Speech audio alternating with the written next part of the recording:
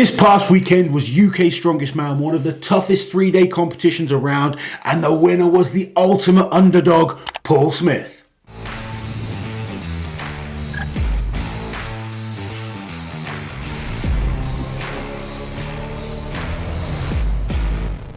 So before we dive into the results then, Lozzie, let's just address a couple of frequently asked questions about UK Strongest Man.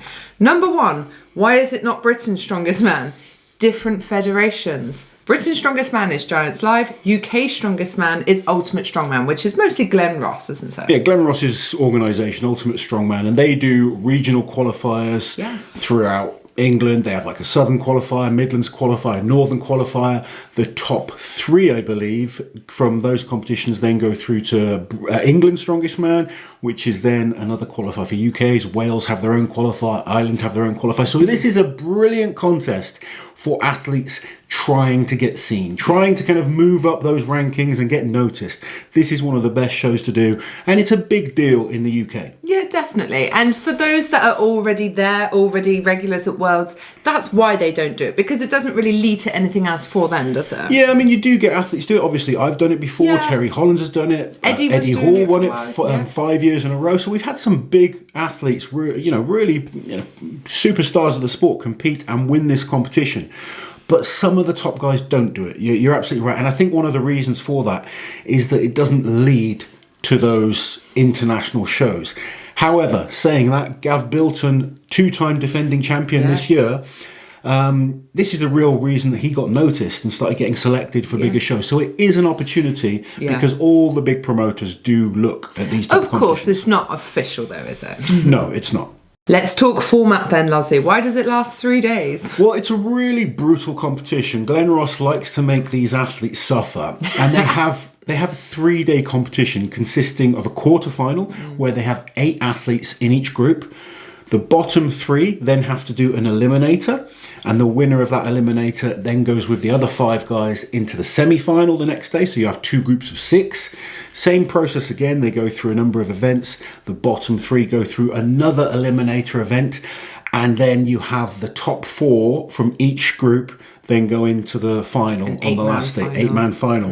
I just want to say, while we talk about the eliminator, Scott Milne, who competed in the final here, has to have the record now for doing the most eliminators. And he got through, and he gets through every single time. This guy is incredible. He kind of makes things hard for himself. He knows how to dig deep, though, clearly. But when it comes down to an eliminator, he knows how to perform. He must have been in 5 or 6 of them now. I mean, he was in the eliminator both days, in the quarterfinal and the semi-final, and he got into the final. So he's had to do extra events, and the eliminator was brutal. So he must be absolutely shattered. But we're going to focus on the final. We had 8 of the best guys in the UK, and as we said at the start, Paul Smith. We've spoken about Paul before. We know you guys kind of are aware of Paul. He's missed out on competing at World's Strongest Man a number of times. Paul is an incredible athlete, and he really deserves this win. I mean, we'll go through each of the events in a second, but you can see how dominant he's been. Yeah, he was. And, starting off with the first event, which was the arm-over-arm pull. Paul actually came second in this one. This event was won by David Rampley of Wales. David is a new athlete to the higher level shows in the UK, obviously making that progress. I think guys like Gave Bilton have really inspired the Welsh athletes, and they seem to be improving, performing, a lot more effectively in these bigger shows now. So it would have been a really exciting start for him to take the win in event number 1. So the interesting result was 2-time defending champion Gave Bilton placing 5th in the first event. Not the start he would have wanted, knowing that Paul is such a consistent performer. Fair play to Gav though, because 5 days earlier he flew back from World's Strongest Man, where he put in the performance of a lifetime in that competition. I know he didn't make the final, but God, he was in a tough group and he was very close. When we compared all 30 athletes together, he was right up there. He was one of in fact, he may have been the best performing guy not to even be able to do the stone off. Yeah, I think, this was something I did want to talk about as we kind of go through with Gav, but maybe not the best performance this weekend at UK's, but let's remember he is going to be exhausted from the efforts he put in at Worlds. The travel involved takes it out of you, And the mental stress of Worlds being such a long competition, then to come in as the favourite, two-time defending champion at UK's, there's a lot of pressure. Very different to the pressure he would have felt at World's Strongest Man. Very. And I think he probably deserves a well-earned rest right now. He does. And fair play to Gav for doing it. It would have been very easy to pull out and say, oh, you know, and just sort of step aside. Some people did.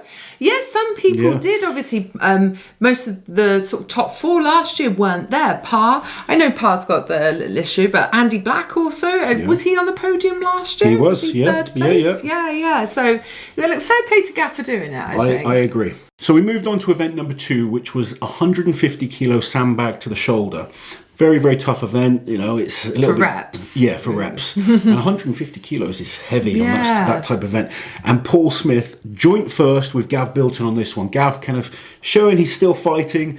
He's a big, powerful man. He wasn't going to give up. I think just watching Gav for the whole weekend, you could tell he was off the pace. This is not making an excuse because Paul Smith was incredible. And Paul is more than capable of beating anyone on his day. He's an incredible athlete. I think it's important that we're aware of all the factors that go into absolutely people's performances. But yeah, those two were the big names. They were the names you were looking at thinking they're the guys that are going to be battling out, which is interesting when you kind of look at some of the next performances. In second place on the sandbag to shoulder, we had Killian Groom from Ireland. Now, I hadn't heard of Killian before, and he has performed exceptionally well all weekend, and a really solid performance on this one. I'm looking forward to seeing him in a few more competitions to really see how he does stepping up against maybe the elite in the UK level. But he had a brilliant competition this week. We moved on to event number 3, which was the squat for reps. It was supposed to be a car. They didn't have a car, so they used 2 big, huge tyres. In a frame, wasn't it? In a frame. And again, Paul Smith showing his class right now. 24 reps, taking the win. We had 2 athletes.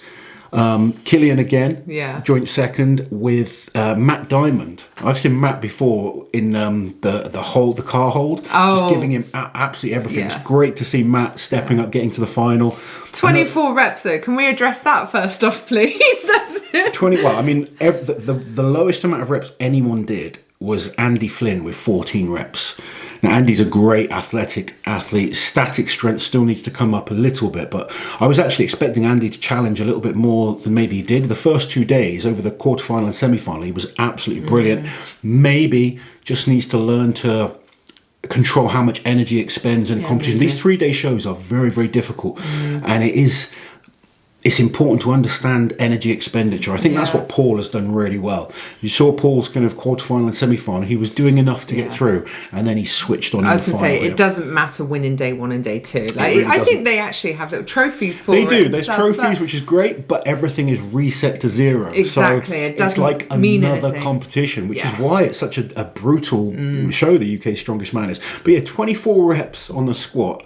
That's a lot of reps. Their legs are going to be burning like hell. But yeah, Paul Smith again putting in an incredible performance. Event number 4 was the block press. They had 4 blocks. I think it was ranging from like 80, 90, 100, 100. It might have been 90, 100, 110, 120 kilos. That's hard. And blocks are awkward. It's nothing like a log or an axle or something like that. You need to get the balance absolutely perfect. You've got to kind of have a bit of finesse of where to put your hands. The lockouts a little bit more. Yeah. And again, another awesome performance by Paul, one of only 2 athletes to complete the whole course with all 4 blocks. The one that really stood out for me is Lewis Jack. Now, Lewis really, really impressing this year. Scottish guy, isn't he? Yeah, Scottish athlete. Saw him at UK's last year. He was having all sorts of trouble. Changed his coach, working with Dale McPherson, who we know is an awesome coach. And he's really helped Lewis progress. He just seems to be a completely different athlete, a lot more experienced, a lot more relaxed, and performing exceptionally well, taking a win in one of the events at UK's Strongest Man, and putting himself in a real battle for the podium going into the last event. The last event, we had Paul Smith already clear of everyone. He was 8 points in the lead. Won already, going into the last event, and you can get a minimum. I mean, all he had to do on the last event was touch it to get 1 point. So he had an unassailable lead. Paul Smith just dominant. Look at that. Second place, joint first, second place. He didn't need to even do the last event. But then you had Gave Bilton, you had Killian and Lewis all in a battle for second place still. and it was Lewis Jack that managed to take second place above the two-time champion, and Killian was actually in second going into this last event. So he's just had one event that's cost him a few too many points. But like I said, an exciting prospect for the future, someone I'm looking forward to seeing more of. Do you know one of the things I really love about these competitions? Glenn keeps it strongman. Do you know what I mean? Glenn's events are like, I mean, criticise maybe the squat weight. That seems like it definitely was too light if people do 24 reps to win it. But it's very strongman, isn't it? It's classic strongman, and it's not. There's no sure thing that there'll be stones in there. No, it's nice to. I mean, the flag hoist was the last event, I should point out, and I've had people messaging me saying, "Oh, Glenn Ross had this new event called the flag hoist." It's not new. Glenn has been using the flag hoist in competitions for a number of years. I think first time I remember seeing the flag hoist was Terry Hollands winning UK's back in 2005. Yeah, I think it was 2005. When you won in 2017, flag hoist was the last event. So they've used the flag hoist a few times, and it is a cool event. Very, very different. It's different, yeah. And it's nice to see that Glenn does throw in different events. And I think that's one of the beauties of the UK's. It's why I enjoy it as a spectator. It's like, maybe if you're the actual strongman yourself, you'd rather something a little bit more standardised, because then you can you sort of have more confidence going in, because I've trained on very similar equipment. But I love that it's not like that. I love that too. Yeah. I think it's a great challenge. And I mean, we've got to say massive congratulations to Paul Smith. Yeah. He's been coming back year after year. I mean, Paul has been on the scene for a long time. He has actually competed at World's Strongest Man. He was the reserve and stepped in last minute. Yeah. He's missed out on going to Worlds over the last few years, when maybe he really should have been selected over other people. Came second at UK's last year, and he was really devastated by that. He felt he should have won. He has put the work in, come back, and is a deserving champion. I'm looking forward to seeing what Paul does for the rest of the year. Well, we know he's at the Strongman Classic we do. next He's got month, so that's an opportunity for him to show against some of the best in the world, because we're going to have Novikov and Evan. And it's a great lineup for that one. Yeah, it's going to be awesome. Yeah. Lewis Jack ending up in second place is huge for the Scotsman. Yeah. You know, really solid performance there. And then defending champion Gave Bilton. And as we said, he's two-time champion. He's come in third, 5 days from getting off the plane from World's Strongest Man. We've seen massive improvements in the mental strength. Yeah. I hear he was really devastated with his performance. Oh, he shouldn't be. Gav, you are human, buddy. You're going to be feeling the fatigue. You're going to be feeling the pressure. Give yourself a well-earned week or two off and just get back into training. We're looking forward to seeing what Gav does over the next couple of years. He really seems to be working on that all-round game now, and just needs to manage. You know, it's always tough when you've got to go from big comp to big comp like that. Oh, it is, but there's no time to really train specifically for an event, is there? No, he wouldn't have been able to train these events at all. He would have been focused on World's Strongest Man. But from what we saw, fantastic competition. Weather elements weren't great this weekend. Yeah, it's been a bit rubbish, the weather, hasn't it? Lots of wind, lots of rain. The venue is awesome. It's a football stadium and it looks incredible, but it's outdoors, and UK weather is never the most reliable. So the athletes would have had to deal with that. But incredible competition. It is indeed. It's a shame we couldn't go Auntie Liz's birthday weekend, so had to spoil her instead. But congratulations to all the athletes, and especially the 2022 UK Strongest Man champion, Paul Smith.